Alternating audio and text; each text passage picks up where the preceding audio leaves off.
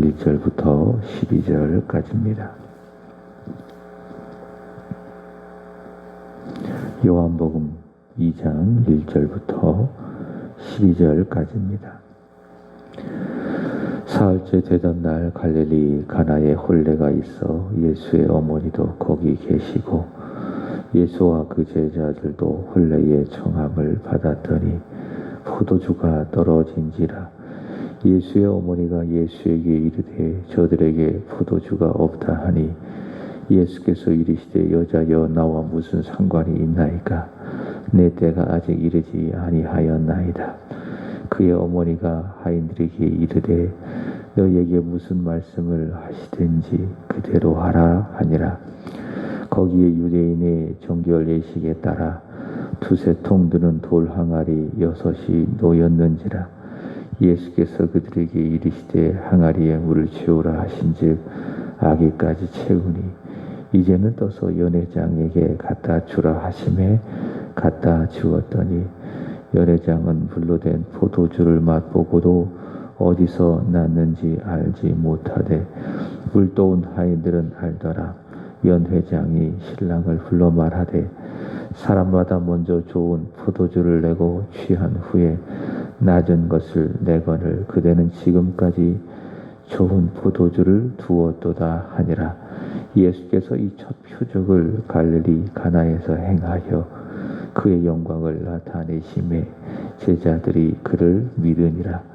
그 후에 예수께서 그의 어머니와 형제들과 제자들과 함께 가버나움으로 내려갔으나 거기에 여러 날 계시지는 아니하시니라.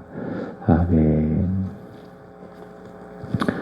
지난 한 주 동안 요한복음 1장을 전하면서 우리는 예수님이 누구신지를 확인을 했습니다. 예수님은 말씀이시고 하나님의 아들이시고 무에서 유로 만드신 창조주이시고 어두운 인생에게 빛을 주시는 분이시고 또 죽은 인생에게 생명을 주시는 분이시고 세상 죄를 지고 가시는 세상 죄를 제거하시는 하나님의 어린 양이시고 성령으로 세례를 베푸시는 하나님의 아들이시다라고 하는 그 복음을 들었습니다. 또 그 복음을 전할 제자를 부르셨죠. 안드레를 부르시고 사도 요한을 부르시고 빌립과 나다나엘을 부르시는 내용을 1장을 통해서 확인을 했습니다. 오늘부터 읽는 2장부터 그리고 12장까지 요한복음은 21장까지 있는데 오늘부터 읽게 되어지는 2장부터 12장까지는 하나님의 아들이시고 예수께서 그리스도 되심을 오늘 본문 11절 말씀을 보시면은 표적이라고 이야기하고 있는데요. 7가지 이 표적을 통해서 예수의 그 하나님의 아들 그리스도 되심을 선포하는 내용이라 할 수 있습니다. 그러니까 요한복음은 예수께서 하나님의 아들이시다. 그리고 그리스도이시다. 누구든지 그의 이름을 믿으면 그의 이름을 힘입어 생명을 얻는다. 라고 하는 이 복음을 2장부터 12장까지 7가지의 이 표적을 통해서 선포하는 내용이다. 그렇게 이해를 하시면 되겠습니다. 또 이후에 13장 이후에서부터는 또 어떤 내용들이 나오는가 하면 물론 중간에도 있지만은 예수 그리스도의 7가지 자기 선언이 있습니다. 서론의 말씀을 드렸죠. 나는 세상의 빛이다. 나는 선한 목자다. 뭐 이런 예수 그리스도의 자기 7가지 선언을 통해서 또 예수께서 하나님의 아들이시고 또 그리스도이심을 증언하고 선포하고 있다라고 하는 것이죠. 오늘의 말씀은 7가지 표적 중에 첫 표적인데요.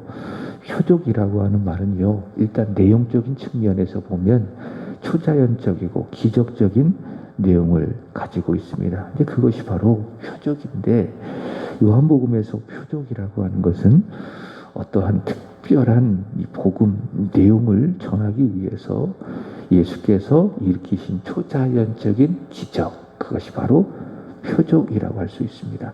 반복해서 말씀을 드리지만은 예수님께서 누구신가? 예수님은 하나님의 아들이시다. 그리고 죄로부터 우리를 구원할 그리스도이시다라고 하는 이 복음을 알려주기 위해서 이 첫 표적, 7가지 표적을 증언하고 있다. 그렇게 우리는 이해해야 되는 것입니다.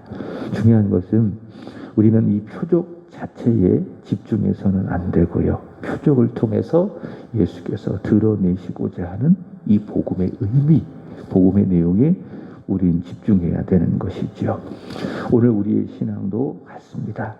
예수를 믿음으로 말미암아 종종 일어나는 어떤 특별한 일, 특별한 기적, 특별한 사건, 특별한 결과, 거기에 대해서 우리는 집중해서는 안 됩니다. 근데 그 사건을 통해서 하나님은 나에게 어떤 분이신가? 하나님은 나에게 무엇을 원하시는가? 예를 든다면 열심히 기도해서 어떤 일에 대하여 응답을 받았습니다. 좋은 결과를 내가 얻어냈습니다. 그러면 그 결과에 대해서만 집중하면 안 됩니다. 그 결과를 통해서 하나님이 내게 무엇을 원하시는가? 이 결과를 주시는 하나님의 마음이 무엇인가? 거기에 우리는 집중해야 되는 것이죠. 너무 결과, 어떤 그런 현상, 거기에만 우리가 집중하면 신앙이 잘못 갈 수 있습니다. 그러니까 그런 현상을 일으켜 주시는 하나님의 마음, 하나님의 뜻은 무엇인가? 하나님은 어떤 분이신가? 거기에 우리의 믿음을 집중해야 된다라고 하는 것이죠. 믿음이라고 하는 것은 기적을 구하고 보는 것이 아닙니다. 그 기적을 이루어 가시는, 그 기적을 통해서 나타내시는 예수님을 바라보고 또 예수 그리스도의 십자가를 바라보는 것, 그것이 바로 믿음 아니겠습니까? 그래서 히브리서에서도 늘 이야기하는 것처럼 믿음의 주요 또한 우리를 온전하게 하신 이인 예수를 바라보자. 믿음은 무엇이라고요? 예수를 바라보는 겁니다. 우리를 위하여 십자가를, 부끄러운 십자가를 참아내신 예수를 바라보는 것, 그것이 바로 믿음이다. 그래서 결과가 때로는 없어도, 또 형통하지 못해도, 또 세상적인 특별한 물리적이고 물질적인 복을 받지 못해도 내가 예수를 바라보고 있다면, 예수의 십자가를 보고 있다면, 예수님을 내가 진심으로 가까이 하고 그분을 사랑하고 있다면 우리는 충분히 감사하고 만족할 수 있는 것입니다. 예수님을 바라보고 십자가를 바라보면 충분히 은혜를 받은 것이고요. 요한이 1장에서 이야기했던 것처럼 은혜 위에 은혜, 충만한 진리, 충만한 은혜를 예수님을 통해서 우리는 받은 것이고요. 또 거기에 대해서 우리는 만족하고 감사할 수 있는 겁니다. 믿음의 본질은 현상이나 기적이나 결과물에 있지 아니하고 예수님이시고 예수님의 그 영광스러운 십자가에 있는 것이지요. 자, 지난주 금요일에 예수님께서는 나다나엘을 부르셨죠. 요한복음 1장 50절에서 51절 말씀을 보시면은 나다나엘을 부르시고 그에게 약속하셨습니다.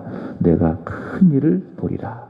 더 큰 일을 보리라. 약속하셨는데 그것은 예수님께서 하늘과 땅을 연결하시는 하늘의 사다리가 되어주셔서 그를 믿는 자에게 예수께서 하늘을 보여주시고 또 하늘의 하나님을 보여주시겠다라는 약속이죠. 그것이 바로 예수님께서 나다나엘을 부르시면서 하신 약속, 더 큰 일, 하늘의 일, 그리고 하늘의 하나님, 그 하나님을 이 땅에서 보여주시는 분이 누구시냐? 바로 예수님이시다. 그래서 예수님은 하늘과 땅을 잇는 하늘사다리, 중보자이다라고 하는 거예요. 그래서 예수님을 보면 하늘의 하나님을 보는 것이고 예수님을 믿으면은 하늘의 하나님을 믿게 되는 것이고 또 예수님을 통해서 우리는 하늘의 일을 이 땅에서 받아 누리게 되는 겁니다. 그래서 우리 기독교는, 우리 복음의 본질은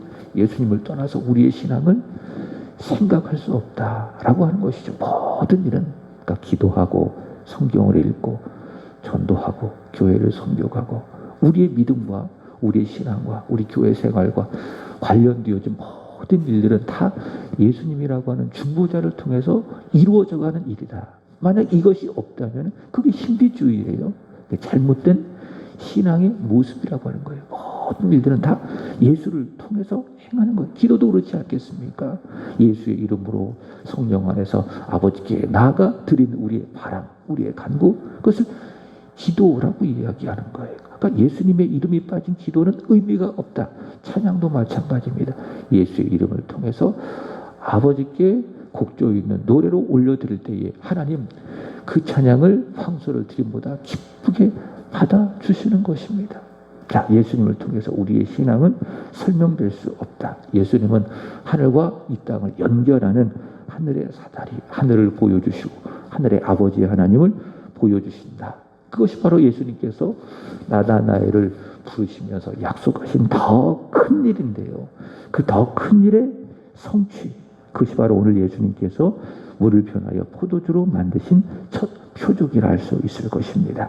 자, 동시에 그 당시에 모양만 있고 형식만 있지 구원이 없고 생명이 없는 죽은 유대교, 또 그 유대교 중심의 죽은 시대, 죽은 종교의 그 시대를 예수께서 종식시키시고 예수께서 그를 믿는 자에게 생명을 주시는 복음의 시대, 새 시대를 여시는 사건, 그것이 무엇이냐? 바로 오늘 물이 변하여 포도주로 만드신 이 첫 기적, 첫 표적이라고 할 수 있을 것입니다. 자, 그래서 예수께서 6절 말씀을 보시면은 유대인의 정결 예식을 따라 두세 통드는 돌 항아리 6, 이것을 사도 요한이 기록한 의도가 있습니다. 이것은 무엇이냐? 당시 죽은 종교, 죽은 시대의 무능함을 보여주기 위해서 의도적으로 이 돌 항아리 6을 기록하고 있고요. 자, 그렇지만 10절 말씀을 보시면 예수께서 물을 변하여 만드신 좋은 포도주는 무엇이냐?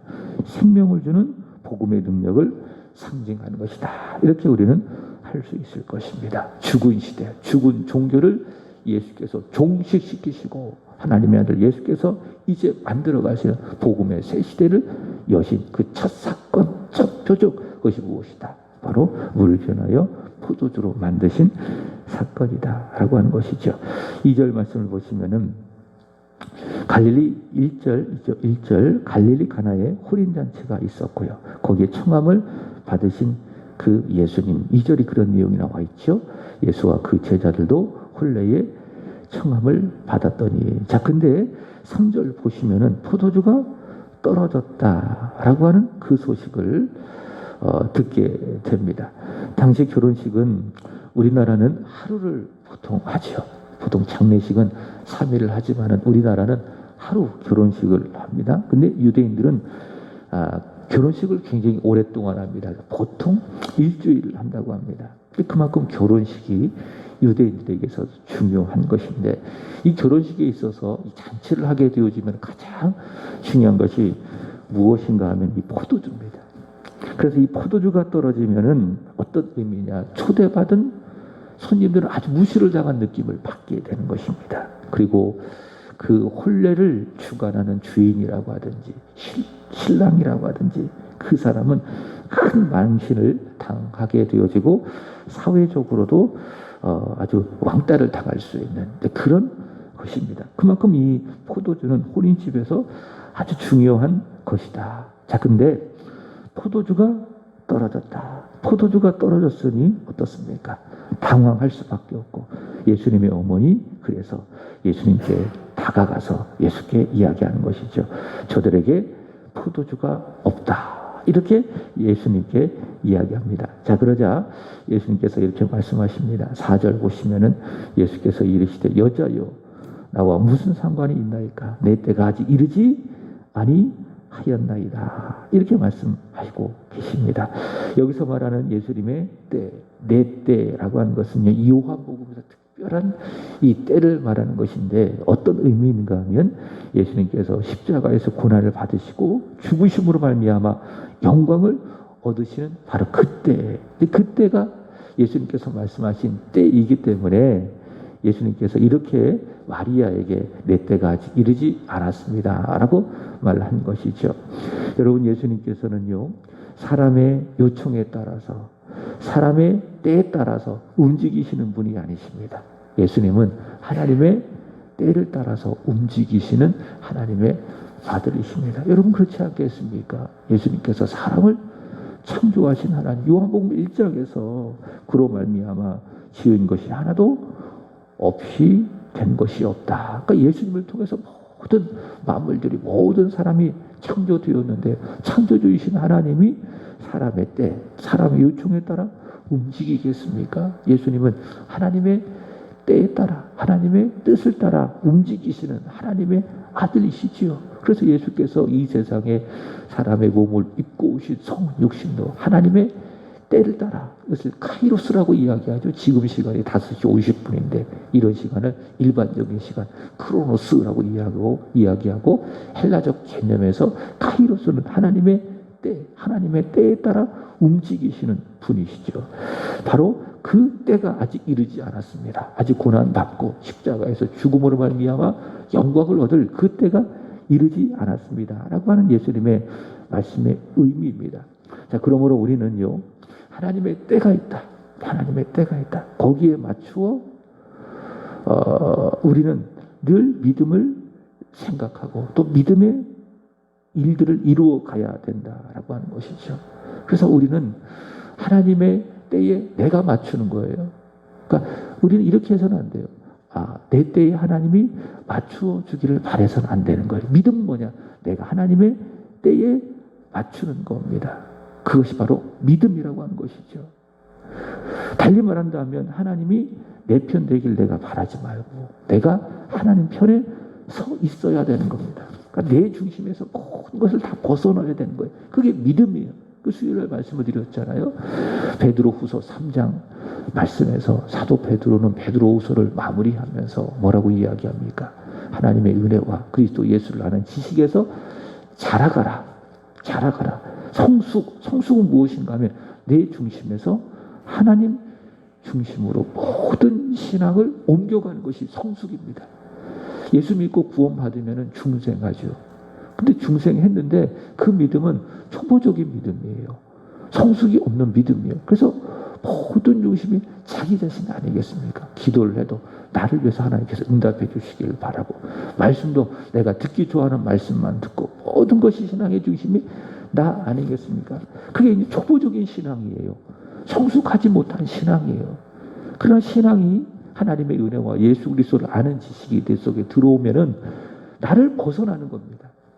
그리고 하나님의 역사, 하나님의 영광을 먼저 생각하고 또 형제와 이웃을 먼저 생각하고 나를 벗어나 하나님을, 이웃과 형제를 먼저 여기는 것, 먼저 귀하게 여기는 것, 그것이 바로 믿음의 성숙이다. 그 믿음이 성숙하면은 내가 하나님의 때에 맞추어 가는 거예요. 하나님의 내 때에 맞춰주기를 바라는 것이 아니라, 그래서 믿음이 성숙한 사람은 열심히 기도하면은 하나님의 때에 이루어 주옵소서. 그래서 하나님의 때에 이루어져도 감사하고 또 이루어지지 않아도 감사하고, 그러나 믿음이 성숙하지 못한 사람이 열심히 기도하면은 자기 때에 응답되지 않았다고 그것으로 인해서 시험 들기도 하고 또 상처받기도 하고 교회 안 나오고 예배 제대로 드리지 않고, 그 믿음이 성숙하지 못해서 그러는 거예요. 그 믿음은 뭐냐? 내가 하나님 편에 서는 거예요. 내가 하나님의 때에 내가 맞추는 거예요. 그것이 바로 무엇이다? 나를 넘어서 그것이 바로 진정한 믿음이고 성숙한 믿음의 모습이다 라고 하는 것이죠. 예수님께서는 마리아의 요청을 따라 움직이신 것이 아닙니다. 마리아가 이야기해서, 마리아가 포도주가 떨어졌으니 채워달라, 포도주를 바꾸어달라, 그렇게 말씀하셔서 움직이신 것이 아니라 무엇이냐? 하나님의 때를 따라, 하나님의 뜻을 따라 움직이신 것이다. 그래서 예수님께서 물을 포도주로 만드신 이 첫 표적은 마리아가 요청하신 결과가 아니라 하나님의 시간표가 있기 때문에, 하나님의 때, 하나님의 이 특별한 때가 있기 때문에 움직이신 결과라고 할 수 있겠지요. 자, 그래도 마리아는 예수께서 하나님의 아들이심을 믿고 있기 때문에 하인들에게 그에게 순종할 것을 명하고 있습니다. 그래서 뭐라고 이야기하느냐? 무슨 말씀을 하시든지 5절 보시면은 그대로 하라. 그의 어머니가 하인들에게 이르되 너희에게 무슨 말씀을 하시든지 그대로 하라. 이것이 무엇이냐? 이것 또한 믿음이다. 믿음은 무엇이냐? 예수께서 우리에게 무슨 말씀을 하시든지 그대로 행하는 것. 그것이 바로 믿음이다라고 하는 거예요.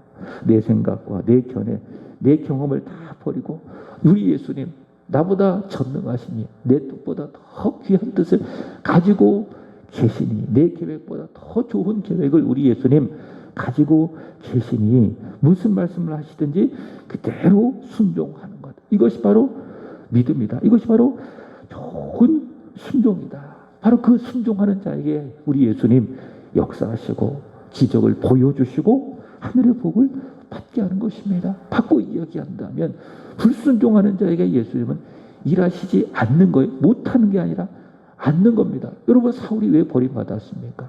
불순종하는 사람이었기 때문에. 그가 만약 비록 하나님의 선택을 받지 못했지만은 이스라엘의 왕으로서 하나님의 말씀에 순종하는 자리에 그가 섰더라면 하나님은 그를 귀하게 써주셨을 거예요. 그러나 그는 불순종하는 자리에 서 있습니다.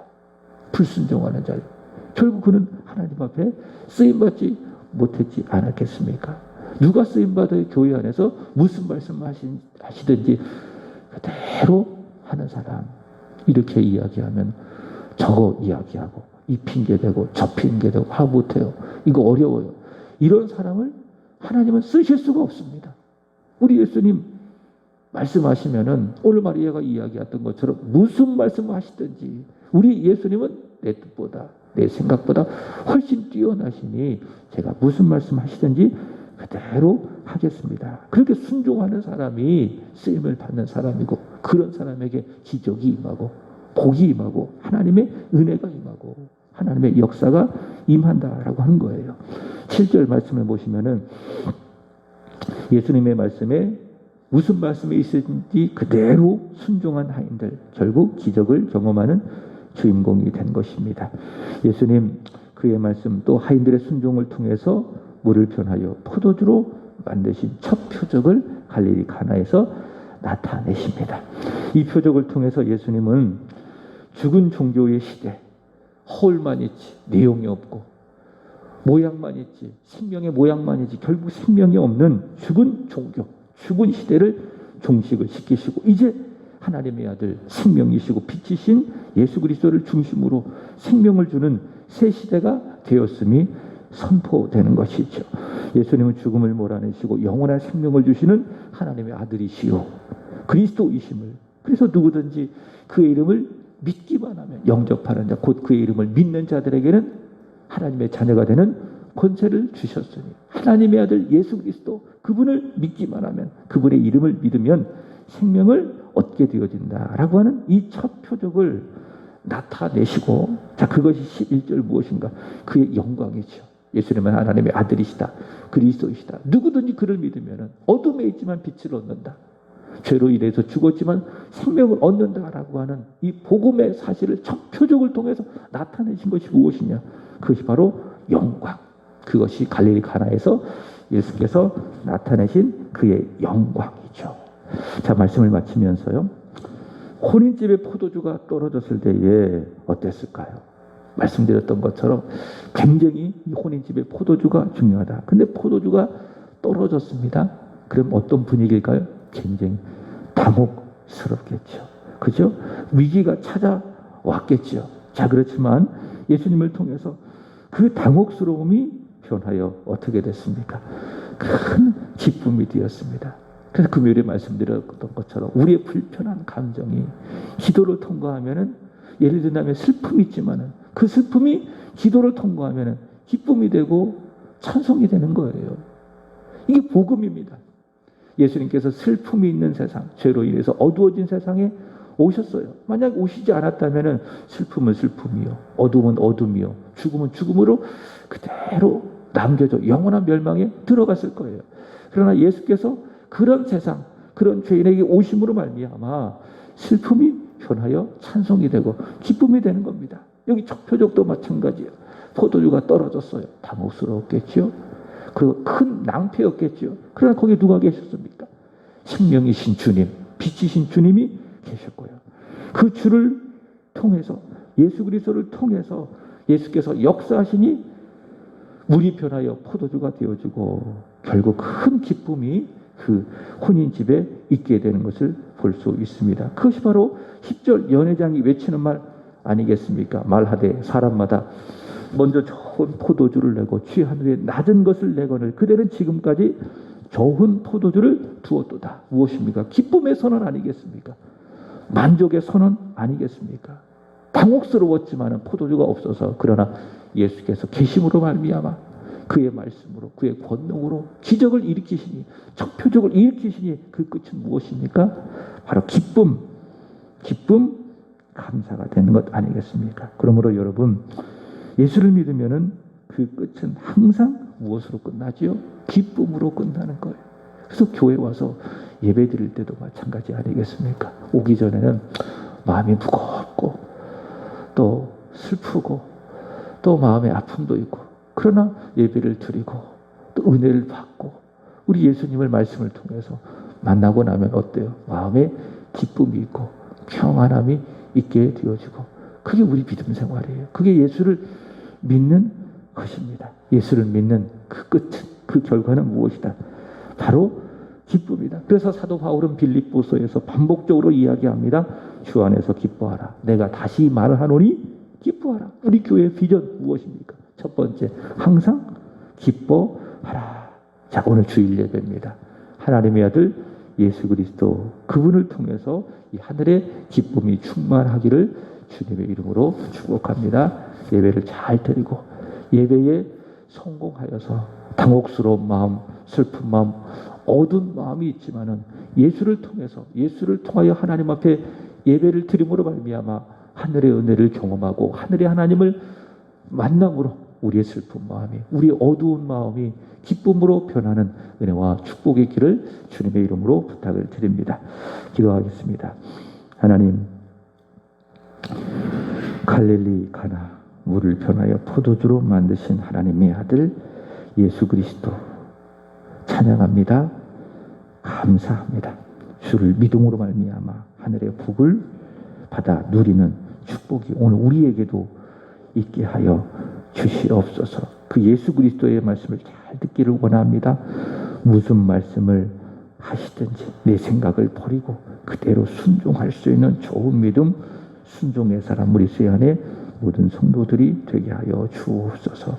하나님, 우리의 마음은 당혹스럽고 우리의 마음은 어렵고 우리의 마음은 슬프고 우리의 마음은 두렵고 우리의 마음은 곤공하고 힘겹지만 이 시간 주님을 만나기를 원합니다. 빛이시고 생명이신 주님의 임재를 깊이 경험함으로 세상에서는 알 수도 또 받을 수도 없는 참된 하늘의 기쁨을 받아 누리는 오늘 이 새벽의 시간이 되게 하여 주시옵소서. 하나님, 오늘도 드려지는 주일의 예배 하나님이 기쁘게 받아 주시기를 원합니다. 영과 진리 안에서 예수를 통하여 아버지께 예배 드림으로 말미암아 주일학교 아이들, 중고등부, 청년부, 장년부에 이르기까지 예배를 잘 드려서 하늘의 기쁨이, 하늘의 축복이 그의 마음속에 충만하게 있게 하여 주시기를 원합니다. 오늘도 이 강단에서 말씀을 전하시는 올로 목사님에게 성령의 권능, 성령의 충만함을 주셔서 생명의 복음, 능력의 복음, 은혜의 복음을 잘 증거하실 수 있도록 도와주시기를 원합니다. 하나님, 오늘은 중고등부와 그리고 우리 청년들을 위하여 간절히 기도드립니다. 우리 중고등부의 아이들 변함없이 주일이면 하나님의 말씀을 듣고 배우고 있나이다. 하나님께서 저들을 귀하게 여겨주시고 또 복을 주실 줄로 믿습니다. 말씀을 잘 듣고 가슴에 새기어서 훗날 그 말씀으로 승리하는 우리 사랑하는 중고등부 우리의 자녀들 되게 하여 주옵소서. 주일마다 우리 아이들에게 하나님의 말씀을 전해주시는 우리 이종태 목사님에게 성령의 충만함을 주시고 그렇게 섬겨가는 귀한 섬김이 하나님 나라와 교회의 좋은 동력이 되게 하여 주시고 훗날 주님 앞에 섰을 때에 칭찬받는 상급과 면류관이 되게 해주시고 목사님의 가정에도 우리 하나님께서 복을 주시는 증거가 되게 하여 주옵소서. 우리 청년들을 기억하여 주시기를 원합니다. 지금은 비록 모임은 갖지 못하고 이름만 가지고 있지만은 훗날 속히 청년부의 모임도 시작이 되게 하여 주시고 청년들의 수가 점점 늘어나게 하여 주시고 청년들이 든든하게 우리 교회의 그 자리를 잡고 있어서 활력이 넘치게 하여 주시고 청년들을 통하여 교회가 더 부흥되게 하여 주시기를 원하며 특별히 저들의 인생, 저들의 삶도 하나님께서 형통케 하시고 책임져 주시는 은혜와 복이 있게 하여 주시옵소서. 오늘도 기도하오니 우리의 기도를 주관하여 주시고 기도 가운데 주님을 깊이 만나는 은혜 응답 믿게 하여 주옵소서. 감사하며 구주 예수님의 이름으로 기도드리옵나이다. 아멘. 하나님